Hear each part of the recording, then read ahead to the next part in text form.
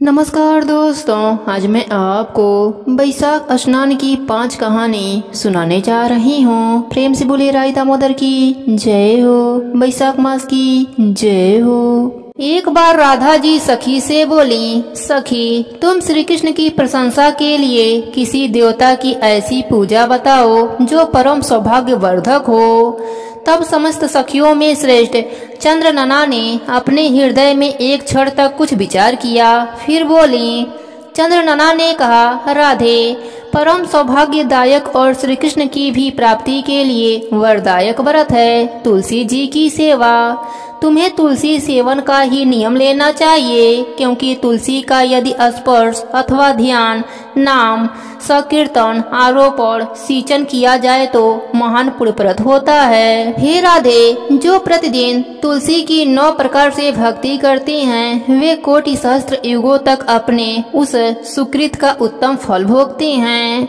मनुष्यों की लगाई हुई तुलसी जब तक शाखा प्रशाखा, बीज, पुष्प और सुंदर दलों के साथ पृथ्वी पर बढ़ती रहती हैं, तब तक उनके वंश में जो जन्म लेता है वे सभी 100 हजारों कल्पों तक श्री हरि के धाम में निवास करते हैं। जो तुलसी मंजरी सिर पर रखकर प्राण त्यागते हैं वह सैकड़ों पापों से युक्त क्यों ना हो, हेमराज उनकी ओर देख भी नहीं सकते। इस प्रकार चंद्रनना की कही बात सुनकर रासेश्वरी श्री राधा ने साक्षात श्री हरि को संतुष्ट करने वाले तुलसी सेवन का व्रत आरंभ किया। श्री राधा रानी का तुलसी सेवा व्रत केतकी वन में 100 हाथ गोलाकार भूमि पर बहुत ऊंचा और अत्यंत मनोहर श्री तुलसी का मंदिर बनवाया, जिसकी दीवार सोने से जड़ी थी और किनारे किनारे पदराग मणि लगी थी। वह सुंदर सुंदर पन्ने, हीरे और मोतियों के परकोटे से अत्यंत सुशोभित था और उसके चारों ओर परिक्रमा के लिए गली बनाई गई थी, जिसकी भूमि चिंतामणि से मंडित थी। ऐसे तुलसी मंदिर के मध्य भाग में हरे पल्लवों से सुशोभित तुलसी की स्थापना करके श्री राधा रानी ने अभिजीत मुहूर्त में उनकी सेवा प्रारंभ कर दी। श्री राधा जी ने आश्विन शुक्ला पूर्णिमा से लेकर चैत्र पूर्णिमा तक तुलसी सेवन व्रत का अनुष्ठान किया। व्रत आरंभ करके उन्होंने प्रतिमास पृथक पृथक रस से तुलसी जी को सींचा। कार्तिक में दूध से, मार्गशीर्ष मास में ईख के रस से, पौष मास में द्राक्षा के रस से, माघ मास में 12 मासी आम के रस से, फाल्गुन मास में अनेक वस्तुओं से मिश्रित मिश्री के रस से और चैत्र मास में पंचामृत से उनका सिंचन किया और वैशाख कृष्ण प्रतिपदा के दिन उद्यापन का उत्सव किया। उन्होंने 2 लाख ब्राह्मणों को 56 भोगों से तृप्त करके वस्त्र और आभूषणों के साथ दक्षिणा दी। मोटे मोटे दिव्य मोतियों का 1 लाख भार और सुवर्ण का 1 कोटि भार श्री गर्गाचार्य को दिया। उस समय आकाश से देवता तुलसी मंदिर पर फूलों की वर्षा करने लगे। उसी समय सुवर्ण सिंहासन पर विराजमान हरिप्रिया तुलसी देवी प्रकट हुई। उनके 4 भुजाएं थीं, कमल दल के समान विशाल नेत्र थे, 16 वर्ष की सी अवस्था और श्याम क्रांति थी। मस्तक पर हेममय किरीट प्रकाशित था और कानों में कंचनमय कुंडल झलमला रहा था। गरुड़ से उतरकर तुलसी देवी ने रंगवल्लभी श्री राधा जी को अपने भुजाओं में भर लिया और उनके मुख चंद्र का चुम्बन किया। तुलसी बोली, कलावती राधे, मैं तुम्हारी भक्ति से प्रसन्न हूँ। यहाँ इंद्रिय, मन, बुद्धि और चित्त द्वारा जो मनोरथ तुमने किया है वह सब तुम्हारे सम्मुख सफल होंगे। इस प्रकार हरिप्रिया तुलसी को प्रणाम करके वृषभानु नंदनी राधा ने उनसे कहा, देवी, गोविंद के युगल चरणों में मेरी अहेतु की भक्ति बनी रहे। तब तथास्तु कहकर हरिप्रिया अंतर ध्यान हो गयीं। इस प्रकार पृथ्वी पर जो मनुष्य श्री राधिका के इस विचित्र उपाख्यान को सुनता है वह भगवान को पाकर कृत हो जाता है। प्रेम से बोलिए तुलसी माता की जय हो। अब सुनते हैं शालिग्राम भगवान की कृपा की कहानी। प्रेम से बोलिए शालिग्राम भगवान की जय हो। एक गांव में एक बढ़िया माई रहती थी। वह प्रतिदिन शालिग्राम भगवान की सेवा किया करती थी। गांव के बहुत सारे लोग एक बार 1 महीने के लिए तीर्थ जाने लगे। बढ़िया माई ने सोचा कि मैं भी गांव वालों के साथ गंगा स्नान कर आती हूँ। बुढ़िया माई को ध्यान आता है कि मेरे शालिग्राम भगवान को कौन रखेगा, उनका देखभाल कौन करेगा। यह विचार करके बुढ़िया माई पड़ोसन के पास जाती हैं और कहती हैं, मैं 1 महीने के लिए गंगा स्नान के लिए जा रही हूँ, तब तक तुम मेरे शालिग्राम भगवान की सेवा पूजा कर देना। तुम अपने पास इन्हें रख लो।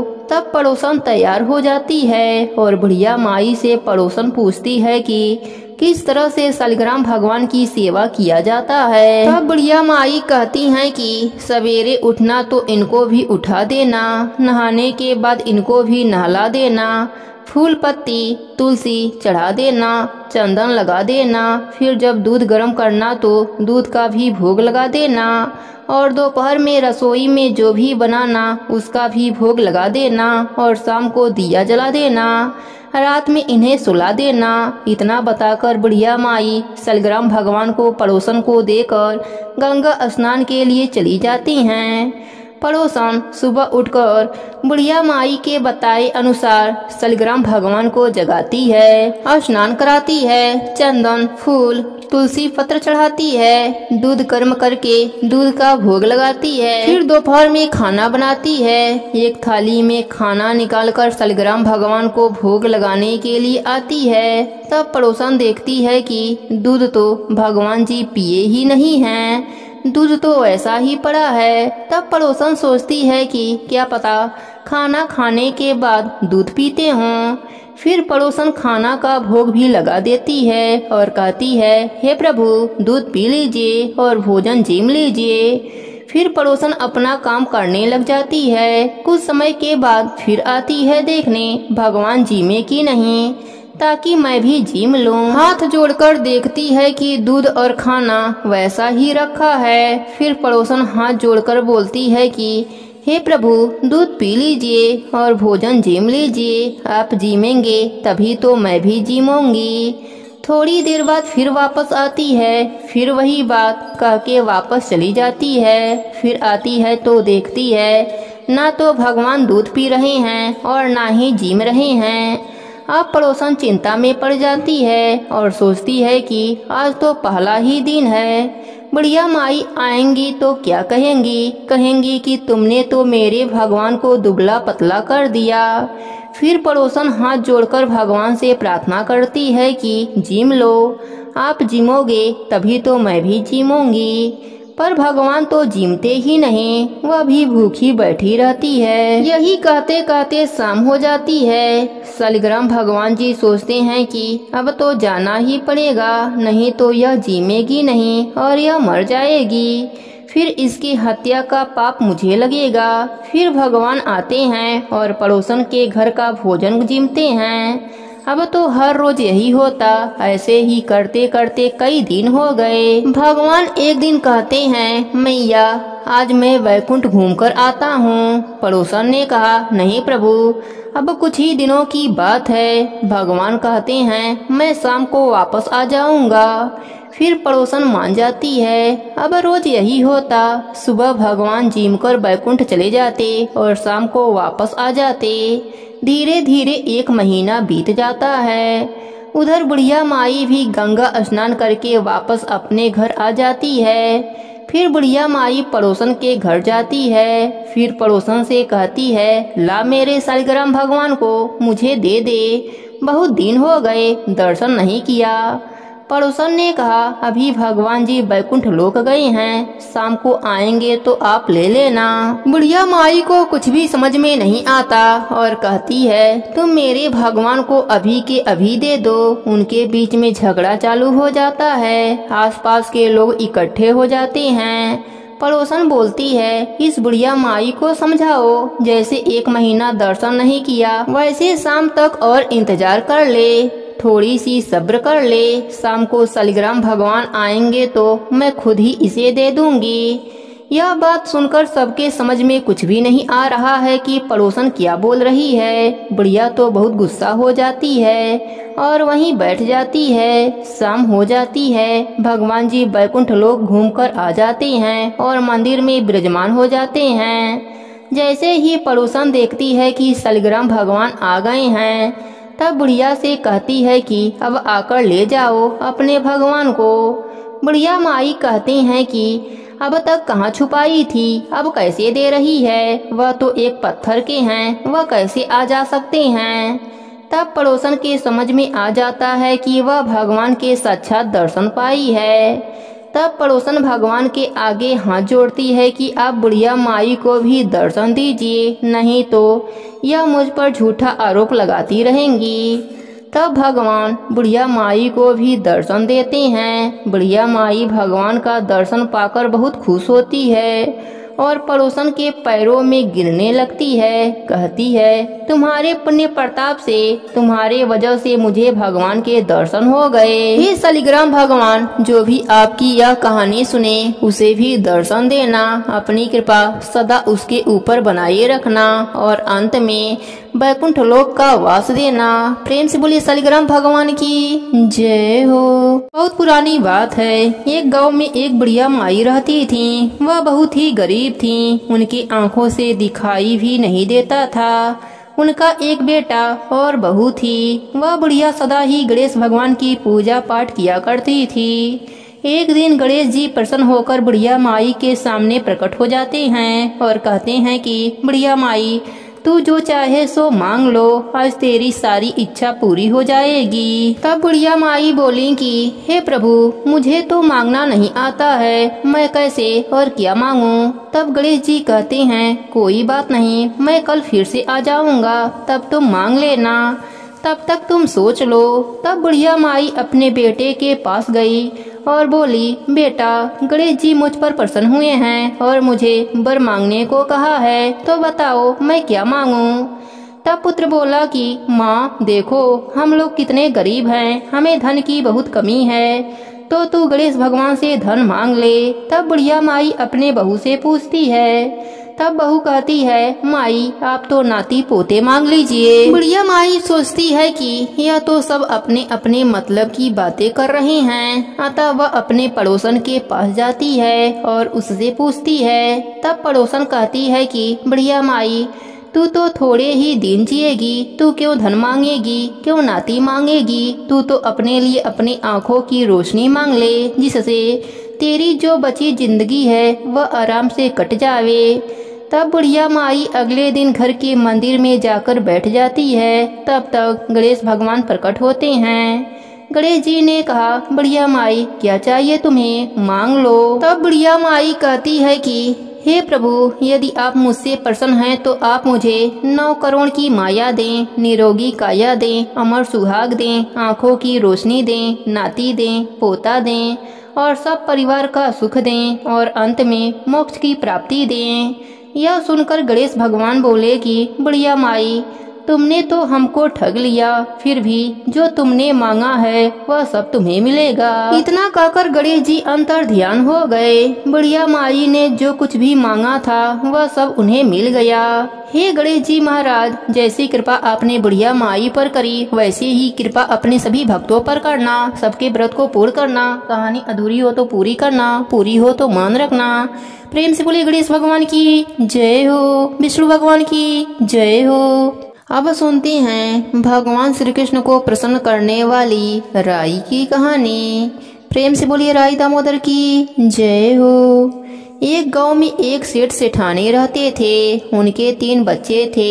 एक कन्या थी, उसका नाम राई था। राई अपने सहेलियों के साथ खेलती, गोबर लेने जाती और आपस में खूब बातें करती। एक बार एक सहेली ने कहा कि उसके पिता दूसरे गांव उसका विवाह खोजने जा रहे हैं। तब राई बोली, वह लोग जिससे चाहे मेरा विवाह करवा सकते हैं, परंतु मैं विवाह भगवान श्री कृष्ण के साथ ही करूंगी। वह प्रतिदिन गाय का गोबर लेने जाती और इसी प्रकार की बातें किया करती थी। एक बार संयोगवश भगवान श्री कृष्ण जी और उद्धव जी भेष बदलकर उस गांव में आए और उस राई की बातें सुनी। उससे प्रेरित होकर वह दोनों उसके पीछे पीछे उसके घर गए। उन्होंने राई के पिता को कहा कि हम तुम्हारे बेटी के लिए वर लेकर आए हैं। राई के पिता ने श्री कृष्ण का स्वरूप देखकर बेटी का विवाह उनके साथ करा दिया। भगवान वहां 15 दिन रुककर यह कहकर चले गए कि वह गाजे बाजे के साथ राई को लेकर जाएंगे। भगवान अपने धाम में 16,000 रानियों के बीच रहते हुए उस राई को भूल गए। इधर राई को प्रतिदिन राह देखते हुए 5, 10, 20 वर्ष हो गए, परंतु प्रभु नहीं आए। इसी प्रकार 40 वर्ष बीत गए और राई की जवानी बुढ़ापे में बदल गई। सिर के बाल सफेद हो गए, दांत गिरने लगे, चेहरे पर झुर्रियां दिखाई देने लगी। भाई भतीजे बड़े हो चुके थे।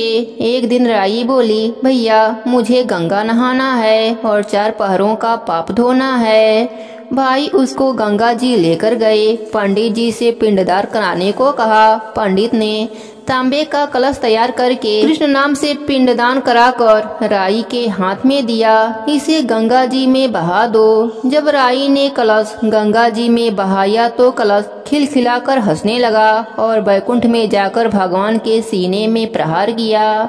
उसे देखकर भगवान को अपने भूल का एहसास हुआ और तुरंत नंगे पैर दौड़ते हुए मृतलोक में राई के पास आ पहुँचे। संपूर्ण गांव वाले राई को बधाई देने लगे तथा राई अपने पति को देखकर शर्माने लगी। तब भगवान ने कहा, मुझसे भूल हो गई है। इसके बाद भगवान ने राई को स्पर्श किया। तब राई का शरीर दिव्य हो गया, जिसे देखकर भगवान बोले, हे राई, तुम्हारा लेखा जोखा हर धर्म में रहेगा। जो कोई राई की कथा सुनकर 1 कटोरी राई भरकर श्री कृष्ण मंदिर में दान करेगा, वह मेरे धाम को प्राप्त होगा। इतना कहकर प्रभु राई के साथ वैकुंठ लोक को चले गए। प्रेम से बोलिए राई दामोदर की जय हो। नारद जी के पूछने पर भगवान कृष्ण कहते हैं, हे नारद, मैं उस भक्त पर सबसे अधिक प्रसन्न होता हूँ जो भक्त मेरे 10 अवतारों की कथा की महिमा एक साथ सुनता है। उस भक्त को दान या तीर्थ स्नान की क्या जरूरत। उस भक्त के श्रवण मात्र से ही मैं उस पर परम कृपा करता हूँ। उस भक्त की सभी मनोकामनाएं पूर्ण करता हूँ और अंत में वह भक्त मेरे परम धाम में मेरे साथ निवास करता है।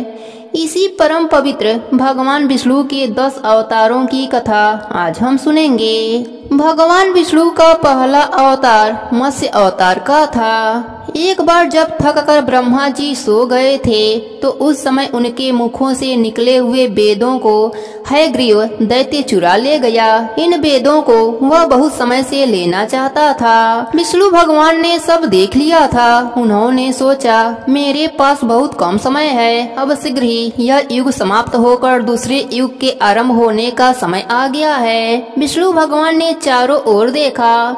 जब उनकी दृष्टि पृथ्वी पर पड़ी तो उन्होंने देखा कि राजा सत्यव्रत नदी में स्नान कर रहे हैं और हाथ में पानी लेकर प्रार्थना कर रहे हैं। उसी समय विष्णु भगवान ने तय किया कि वह मछली के रूप में अवतार लेंगे। राजा सत्यव्रत ने फिर से हाथ में पानी लिया तो पानी के साथ उनके हाथ में एक छोटी सी मछली भी आ गई। उन्होंने सोचा कि तुरंत ही इस मछली को वापस पानी में डाल देना चाहिए, अन्यथा यह मर जाएगी। जैसे ही राजा मछली को पानी में डालने को तैयार हुआ, मछली अचानक बोली, पानी के बड़े बड़े जीव जंतु मुझे खा जाएंगे, कृपया करके मुझे अपने घर ले चलिए। राजा सत्यव्रत मछली का बोलना सुनकर बहुत हैरान हो गए। उन्होंने उसको घर ले जाने का निश्चय किया और मछली को अपने कमंडल में डाल लिया। जब वे घर पहुँचे तो उन्होंने पाया कि वह मछली बड़ी हो गई है। उन्होंने उसको एक बड़े बर्तन में डाल दिया। वह मछली लगातार बड़ी होती जा रही थी, इसलिए राजा ने उसको तालाब में डाल दिया, परंतु उस मछली का बढ़ना नहीं रुका। तब राजा ने सोचा कि यह साधारण मछली नहीं हो सकती, यह भगवान का ही रूप होगी। अतः राजा ने पूछा, भगवान आपने किस कारण से यह रूप धारण किया है? भगवान ने उत्तर दिया, आज से 7वें दिन सारी पृथ्वी में समुद्र और तालाबों का पानी भर जाएगा, चारों ओर पानी ही पानी हो जाएगा, प्रलय आ जाएगी, लेकिन तुम बच जाओगे। जाओगे। मेरी प्रेरणा से तुम्हारे पास एक बड़ी नाव आएगी, उसमें तुम सप्त ऋषियों को, वासुकी नाग को, कुछ जानवरों और चिड़ियों को लेकर चढ़ जाना। इतना कहकर वह मछली यानी मत्स्य भगवान विष्णु समुद्र के पानी में चले गए। वहां जाकर उन्होंने हयग्रीव राक्षस को खोजा और उसे मारकर उससे वेद छीनकर ब्रह्मा जी को दे दिया। 7 दिन के बाद ऋषियों ने देखा कि एक नाव उनकी ओर आ रही है। वे सब नाव में चढ़ गए। फिर उन्होंने देखा कि एक बहुत ही बड़ी मछली उनकी ओर आ रही है, जिसके सिर पर एक सींग भी है। मछली ने कहा, वासुकी नाग को मेरे सींग में बांध दो और मैं तुमको दूसरे युग में ले जाऊंगी। इस प्रकार मत्स्य अवतार समाप्त हुआ और नाव में सवार सारे लोगों ने दूसरे युग में प्रवेश किया। प्रेम से बोलिए विष्णु भगवान की जय हो। भगवान विष्णु का दूसरा अवतार कूर्म अवतार था। दुर्वासा ऋषि को एक अत्यंत सुगंधित माला मिली। उन्होंने वह माला देवताओं के राजा इंद्र को दे दिया। इंद्र ने उसे माला को अपना प्रिय हाथी ऐरावत के सिर पर डाल दिया। जब ऋषि दुर्वासा ने यह देखा तो उनको बहुत क्रोध आया और उन्होंने इंद्र को श्राप दे दिया, तुम और सारे स्वर्ग के देवता दुर्लभ हो जाओगे। जब देवता शक्तिहीन हो गए तो असुरों की शक्ति बढ़ गई। अब देवता लोग उनसे उतनी शक्ति से नहीं लड़ सकते थे जितनी शक्ति से पहले लड़ा करते थे। असुरों से परेशान होकर सारे देवता भगवान विष्णु के पास सहायता के लिए गए। भगवान ने कहा, समुद्र मंथन करो, उसमें से अमृत निकालो, उसको पीकर तुम लोग फिर से शक्तिशाली हो जाओगे। देवताओं के राजा इंद्र ने पूछा, भगवान इस काम में हमारी सहायता कौन करेगा? भगवान विष्णु ने कहा, असुर, और यदि उन्होंने अमृत पी लिया तो तीनों लोग बर्बाद हो जाएंगे। इंद्र ने कहा। देवताओं को आश्वासन देते हुए भगवान ने कहा, मैं वचन देता हूँ कि अमृत की एक भी बूंद असुरों को नहीं मिलेगी। अब इंद्र असुर राज बाली से मिलने गए। जब इंद्र ने बाली से सहायता के लिए आग्रह किया तो बाली ने यह शर्त रखी कि यदि अमृत में से कुछ भाग उनको भी मिलेगा तो वह अवश्य सहायता करेंगे। इंद्र ने उनकी शर्त मान ली। उन लोगों ने मंदरांचल पर्वत को लाकर उसकी मंथानी बनाई। विष्णु भगवान की राय से वासुकी नाग की रस्सी बनाकर समुद्र मंथन किया गया।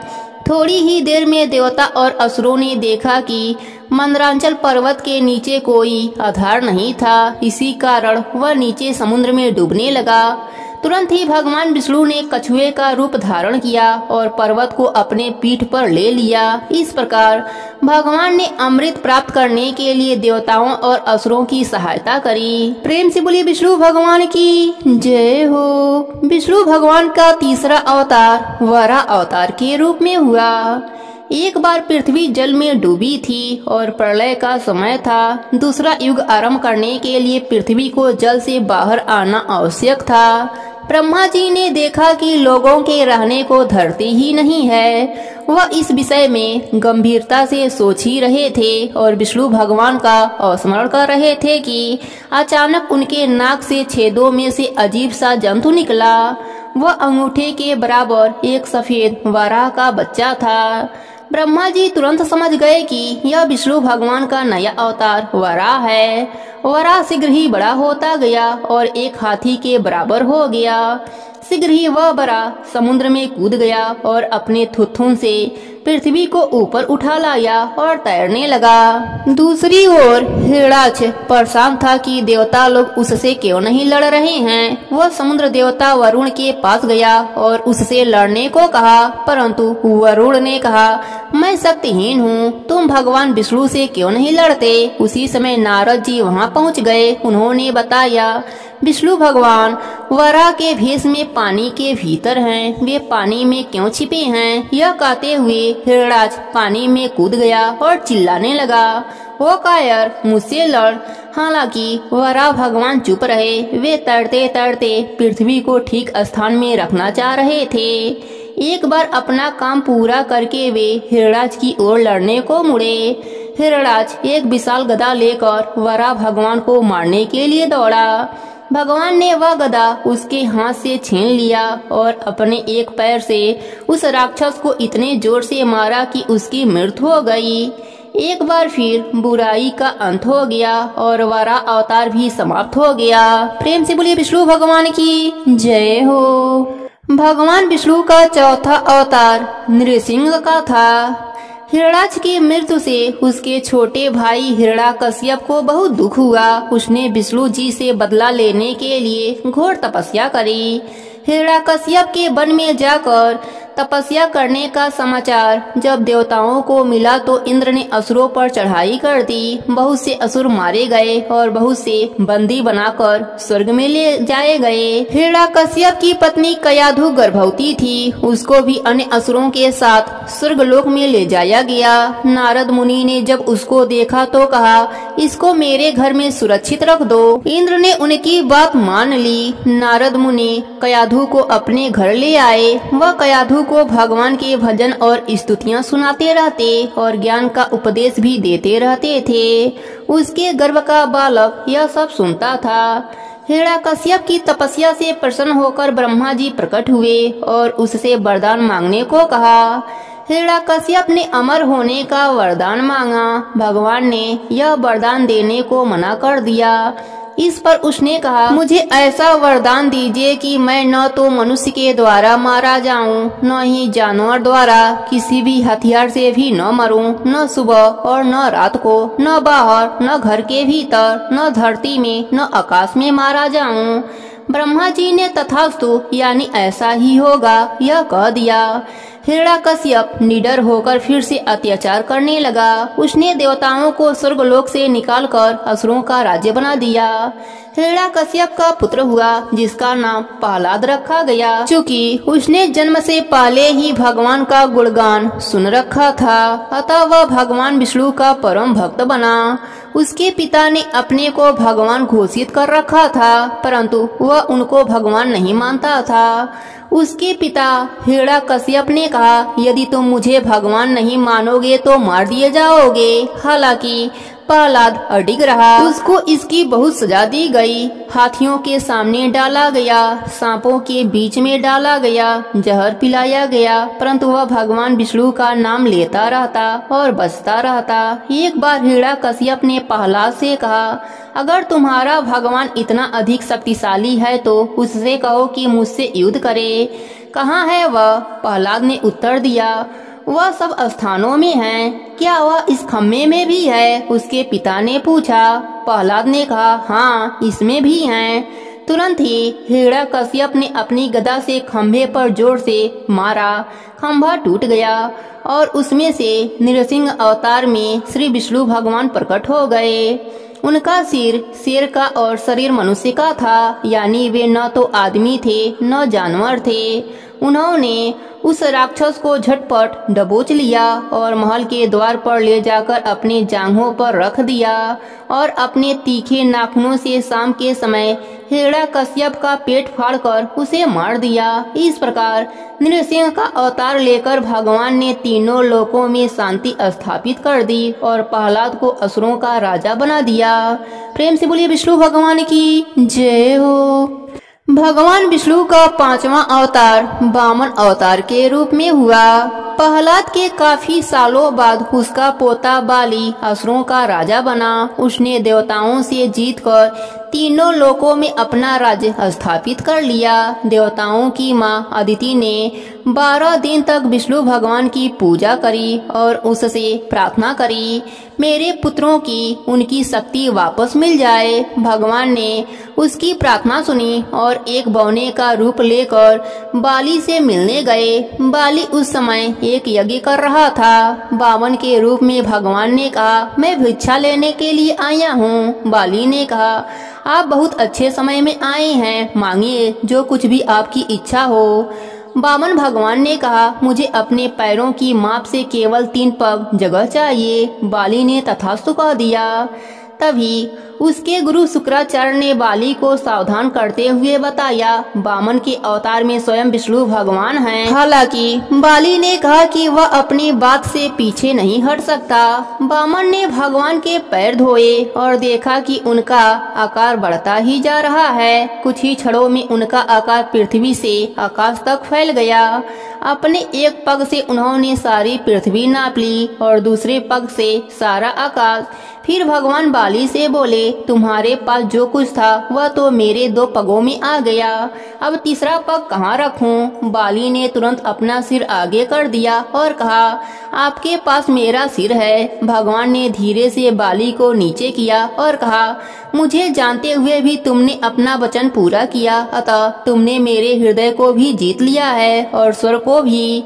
इतना कहकर भगवान अंतर ध्यान हो गए। प्रेम से बोलिए विष्णु भगवान की जय हो। विष्णु भगवान का 6वां अवतार परशुराम के रूप में हुआ था।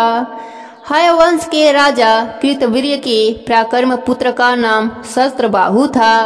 उसके 1000 हाथ थे। उन्होंने भगवान दत्तात्रेय की बहुत पूजा करी और प्रार्थना करी और उनसे वरदान पाकर वह बहुत शक्तिशाली हो गया। अब वह पृथ्वी और स्वर्ग लोक में सभी लोगों को परेशान करने लगा। तब भगवान विष्णु ने महर्षि जमदग्नि और उनकी पत्नी रेणुका के घर में उनके सबसे छोटे पुत्र परशुराम के रूप में जन्म लिया। परशुराम बचपन से ही अत्यंत वीर, पराक्रमी और अस्त्र शस्त्रों के ज्ञाता थे। वह हर समय एक परशु फरसा को साथ लेकर चलते थे। एक दिन कृतवीर्य के पुत्र सहस्त्रबाहु जमदग्नि के आश्रम के पास से जा रहे थे तो जमदग्नि ने उनको भोजन के लिए आमंत्रित किया। सहस्त्रबाहु ने कहा, हम बहुत लोग हैं। इस पर महर्षि ने कहा, मेरे पास कामधेनु गाय है, अतः कोई चिंता की बात नहीं है। तुरंत ही कामधेनु ने सबके लिए बहुत सारा भोजन दे दिया। सहस्त्रबाहु ने यह देखा तो उसने वह गाय अपने पास रख लेने का निश्चय कर लिया।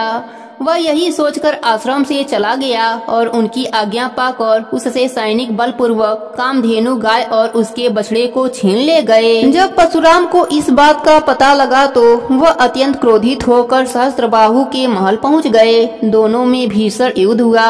परशुराम ने उसके सारे सैनिकों सहित सहस्त्रबाहु को भी अपने परशु से मार गिराया। इस प्रकार तीनों लोकों में शांति की स्थापना हो गई। प्रेम से बोलिए विष्णु भगवान की जय हो। विष्णु भगवान के 7वें अवतार के रूप में राम का जन्म हुआ। रावण राक्षसों का राजा बन गया था। भगवान विष्णु ने अयोध्या के राजा दशरथ के पुत्र राम के रूप में अवतार लिया। राजा दशरथ की 3 रानियां थीं, कौशल्या, सुमित्रा और कैकेयी। 4 पुत्र थे, राम, भरत, लक्ष्मण और शत्रुघ्न। भगवान राम ने बचपन से ही अनेक राक्षसों को मारा था। उनका विवाह सीता जी के साथ हुआ। सीता जी राजा जनक की पुत्री थीं। कैकेयी के वरदान के कारण भगवान राम को सीता और लक्ष्मण के साथ 14 वर्ष वन में रहना पड़ा। वहाँ रावण की बहन शूर्पणखा ने भगवान राम के साथ विवाह करने का आग्रह किया। राम ने उसको लक्ष्मण के पास भेज दिया और लक्ष्मण ने उसकी नाक काट दी। इस बात से रावण बहुत क्रोधित हुआ और उसने राम से बदला लेने का निश्चय कर लिया। रावण ने एक राक्षस को सोने का हिरण बनाकर भेजा। सीता के आग्रह पर राम उस हिरण को पकड़ने के लिए गए। तभी मौका पाकर रावण ने एक साधु का भेष बनाया और सीता से भिक्षा मांगने गया। जैसे ही सीता उसको भिक्षा देने के लिए आई तो रावण बलपूर्वक सीता को उठाकर ले गया। भगवान राम ने अपने भक्त हनुमान और अनेक बानरों की सहायता से लंका में जाने के लिए समुद्र पर एक पुल बनाया। लंका में पहुंचकर राम और रावण में भयंकर युद्ध हुआ। भगवान राम ने सारे राक्षसों को और रावण को भी मार दिया और उसके भाई विभीषण को लंका का राजा बना दिया। अंत में राम, सीता और लक्ष्मण के साथ अयोध्या लौट आए। प्रेम से बोलिए विष्णु भगवान की जय हो। भगवान विष्णु के 8वें अवतार के रूप में कृष्ण भगवान का जन्म हुआ।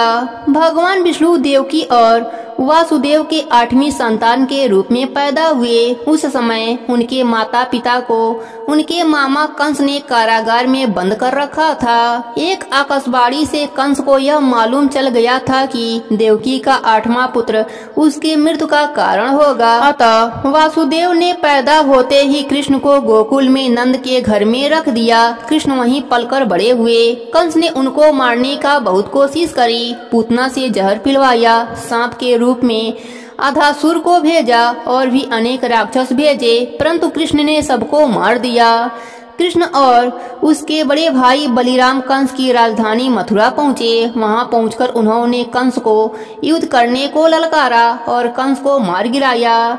कृष्ण से सभी लोग बहुत प्यार करने लगे। उनकी 16,000 रानियां थीं। पांडवों के वे पक्के मित्र थे। महाभारत की लड़ाई में उन्होंने पांडवों की बहुत सहायता की थी और दुर्योधन से पांडवों का राज्य उनको वापस दिलवाया। अर्जुन को गीता का उपदेश दिया।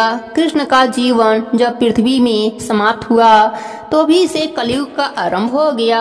प्रेम से बोलिए विष्णु भगवान की जय हो। भगवान विष्णु के 9वें अवतार के रूप में बुद्ध भगवान का जन्म हुआ। कपिल वस्तु के राजा शुद्धोधन और रानी माया देवी के घर में एक पुत्र हुआ जिसका नाम सिद्धार्थ रखा गया। जब वह बड़े हुए तो यशोधरा से उनका विवाह हुआ। कुछ समय के बाद ही उनका एक पुत्र भी हो गया। एक दिन सिद्धार्थ ने अपने पिता से महल से बाहर घूमने की इच्छा प्रकट करी। राजा ने उनको अपना रथ घूमने को दे दिया। जब भी वह महल के बाहर जाते उनको जीवन की सच्चाइयाँ देखने को मिलती, जैसे बुढ़ापा, बीमारियाँ और मृत्यु। एक दिन उन्होंने एक सन्यासी को ध्यान करते देखा।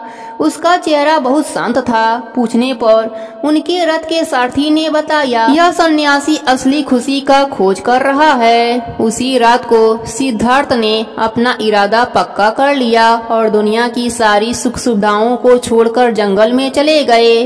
वर्षों उन्होंने ध्यान किया। अंत में बोधि वृक्ष के नीचे बैठे हुए ध्यान करते करते उनको ज्ञान प्राप्त हो गया और वे बुद्ध बन गए। प्रेम से बोलिए विष्णु भगवान की जय हो। भगवान विष्णु का 10वां अवतार होगा कल्कि के रूप में। यह विष्णु का अवतार अभी नहीं आया है। धार्मिक किताबों के अनुसार जब पाप अपनी सीमाएं पार कर जाएंगी तब कल्कि के रूप में भगवान अवतार लेंगे। वह घोड़े पे सवार एक सिपाही की तरह होंगे। तभी से नए युग का आरंभ भी हो जाएगा। प्रेम से बोलिए विष्णु भगवान की जय हो। उनकी 200 अवतारों की जय हो।